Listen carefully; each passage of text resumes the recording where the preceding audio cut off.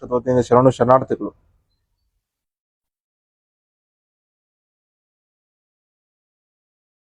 ನಮ್ಮ ಕನ್ನಡ ದೇಶದಲ್ಲಿ ನಕಲಿ ವೈದ್ಯರ ಹಾವಳಿ ತುಂಬಾ ಜಾಸ್ತಿನೇ ಆಗೋಗ್ಬಿಟ್ಟಿದೆ. ಸಮಸ್ತ ಕನ್ನಡ ಬಂಧುಗಳ ಪರವಾಗಿ ಈ ನಡೆಯನ್ನ ತೀವ್ರ ಖಂಡನೆ ಮಾಡ್ತಾ ಇದ್ದೀವಿ. ಈ ನಕಲಿ ವೈದ್ಯರ ಹಾವಳಿ ಏನಿದೆಯಲ್ಲ, ಈ ಹಾವಳಿಯನ್ನ ತಡೆಯದೇ ಇರುವಂತಹ ಸರ್ಕಾರ, ಆರೋಗ್ಯ ಮಂತ್ರಿಗಳು, ಅಧಿಕಾರಿಗಳು ಮತ್ತು ಹಾಗೂ ಅವರಿಗೆ ಯಾರು ಪ್ರತ್ಯಕ್ಷವಾಗಿ ಪರೋಕ್ಷವಾಗಿ ಯಾರು ಸಹಕಾರ ಕೊಡ್ತಾ ಇದ್ದಾರೋ ಇಷ್ಟನ್ನು ಸಮಸ್ತ ಕನ್ನಡ ಬಂಧುಗಳ ಪರವಾಗಿ ತೀವ್ರ ಖಂಡನೆ ಮಾಡ್ತಾ ಇದ್ದೀನಿ.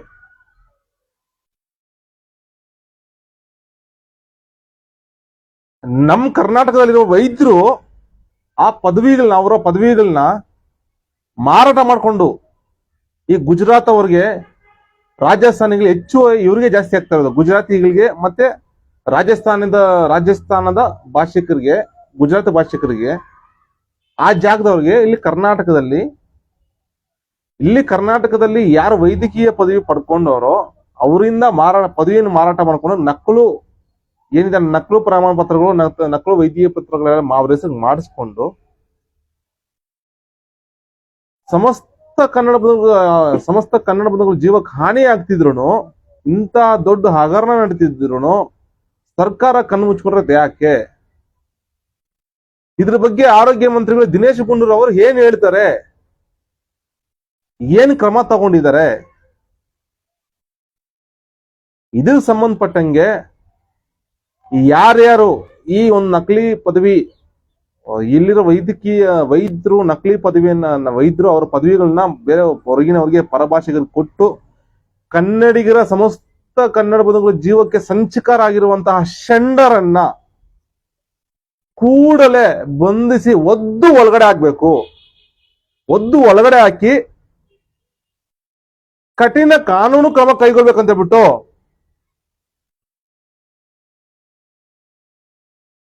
ನಮ್ಮ ಪಕ್ಷದಿಂದ ಆಗ್ರಹ ಮಾಡ್ತಾ ಇದ್ದೀವಿ.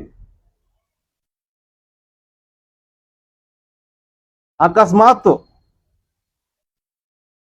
ನಿಮ್ ಕೈಯಲ್ಲಿ ಕ್ರಮ ತಗೊಳಕ್ಕಾಗಿಲ್ವಾ ಆರೋಗ್ಯ ಮಂತ್ರಿಗಳೇ, ದಯವಿಟ್ಟು ರಾಜೀನಾಮೆ ಕೊಟ್ಟು ಕುರ್ಚಿಯಿಂದ ಇಳಿದು ಬಿಡಿ, ಪರವಾಗಿಲ್ಲ.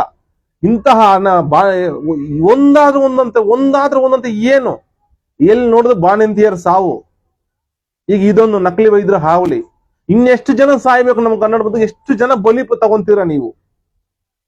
ಒಂದು ಉಗ್ರ ಕಠಿಣ ಕ್ರಮ ತಗೊಳ್ಳಿ ದಿನೇಶ್ ಗುಂಡೂರಾವ್ ಅವರೇ. ನಿಮ್ ಕೈಲಿ ತಗೊಳಕ್ಕಾಗಿಲ್ವಾ? ದಯವಿಟ್ಟು ಕುರ್ಚಿಯಿಂದ ಇಳಿದು ಬಿಡಿ. ಮುಖ್ಯಮಂತ್ರಿಗೆ ರಾಜೀನಾಮೆ ಕೊಟ್ಬಿಟ್ಟು ಕುರ್ಚಿಯಿಂದ ಇಳಿದು ಬಿಡಿ. ಬೇಡ, ನಿಮ್ಮ ಸೇವೆ ನಮ್ಗೆ ಬೇಕಾಗಿಲ್ಲ. ಇಂಥದ್ದು ಒಂದು ದಿನ ಬೆಳಗಾದ ನಿಮ್ಗೆ ವೈಫಲ್ಯಗಳು ಎದ್ದು ಕಾಣಿಸ್ತಾ ಇದೆ ಸಮಸ್ತ ಕನ್ನಡ ಬಂಧುಗಳಿಗೆ. ಈಗಾದ್ರೂ ಈ ನಕಲಿ ವೈದ್ಯರ ಹಾವಳಿಯನ್ನು ತಡೆಗಟ್ಟಿ ನೀವು ಸಮರ್ಥರಿದ್ರಂತ ಸಮಸ್ತ ಕನ್ನಡ ಬಂಧುಗಳು ತೋರಿಸ್ಕೊಡಿ. ಇಲ್ಲಾದ್ರೆ ನೀವು ಇದೇ ರೀತಿ ಮಾಡ್ತಾ ಇದ್ರೆ ಇನ್ನೊಂದ್ಸಲಿ ಜನರು ನಮ್ಮ ಮನೆ ಕಳಿಸ್ತಾರೆ, ನಿಮ್ಮನ್ನ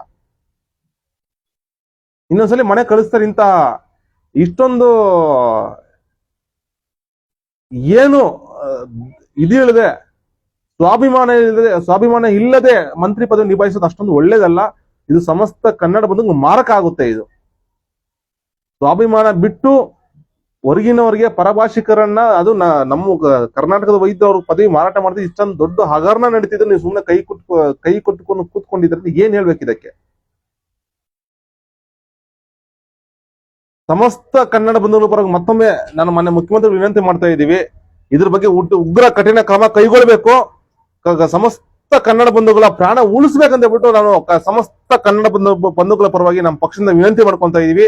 ಹಾಗೂ ಈ ವಿಚಾರ ಸಂಬಂಧಪಟ್ಟಂಗೆ ಯಾರು ಪ್ರತ್ಯಕ್ಷವಾಗಿ ಪರೋಕ್ಷವಾಗಿ ಅವ್ರಿಗೆ ಬೆಂಬಲ ಕೊಟ್ಟಿದಾರೋ, ಸಹಕಾರ ಕೊಟ್ಟಿದಾರೋ ಆ ಇಡೀ ತಂಡನ ಒದ್ದು ಒಳಗಡೆ ಆಗಿ ಚರ್ಮ ಸುಳಿರಿ. ಇಂಥ ಷಂಡರ್ನ ಸಮಸ್ತ ಕನ್ನಡ ಬಂಧುಗಳ ಏನ್ ಅವ್ರ ಜೀವಕ್ಕೆ ಹಾನಿ ಮಾಡ್ಬೇಕಂತ ಯೋಜನೆ ಹಾಕೊಂಡಿದ್ದಾರೆ. ಇದು ದೊಡ್ಡ ಹಗರಣ ಮಟ್ಟ ಆಗ್ಬೇಕಂತ ಬಿಟ್ಟು ಸಮಸ್ತ ಕನ್ನಡ ಬಂಧುಗಳ ಪರವಾಗಿ ಸರ್ಕಾರಕ್ಕೆ ಆಗ್ರಹ ಮಾಡ್ತಾ ಇದ್ದೀವಿ. ಜೈ ಕನ್ನಡಾಂಬೆ, ಜೈ ಕನ್ನಡ ಧರ್ಮ, ಜೈ ಕನ್ನಡ ದೇಶ. ಶರಣು ಶರಣಾರ್ಥಿಗಳು.